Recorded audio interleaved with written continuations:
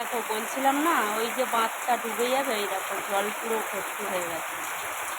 আর এইটা বারবার দেখাবার কারণ এইটাই, ওই দেখছো বাড়ি রয়েছে একটা, ওর পাশেও একটা বাড়ি আছে, ওরা এখান থেকেই যাওয়া আসা করে, বুঝলে? এই জন্যই দেখাবার মেন মূল। তো দেখো এতটাই বৃষ্টি হলো বা হচ্ছে এখনো, জল দেখো ওদের ওই রাস্তাটা ডুবে গেছে, ওই যে ঝুড়ি মতো আছে এখানটা দেখো, পুরো ওরা এই জল পার হয়ে যাবে। আমি সবসময় ঘরে থেকে আমার এই অবস্থা, তাহলে ওরা জল ঘেটে ঘেটে যাবে আসবে, বলো ওদের কী অবস্থা হবে। মানে নিচু এলাকাও বাড়ি হলো না, সত্যি খুবই সমস্যা হয়।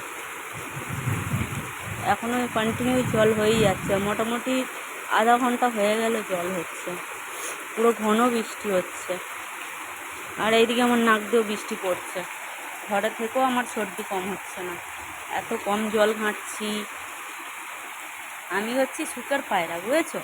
ভগবান ভুল করে আমাকে গরিব ঘরে জন্ম দিয়ে দিয়েছে।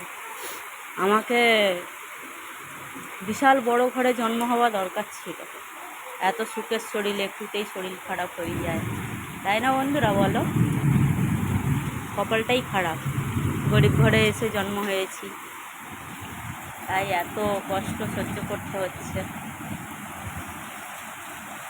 যারা এত খাটে, জল বৃষ্টির মধ্যে ভিজে পুড়ে খাটাখানি করে এদিক ওদিক যায়, তারা দেখবে সুস্থ আছে। আমি ঘরের ভেতরে থেকে আমার নাক ভড়ভড় করছে, কী বলবো।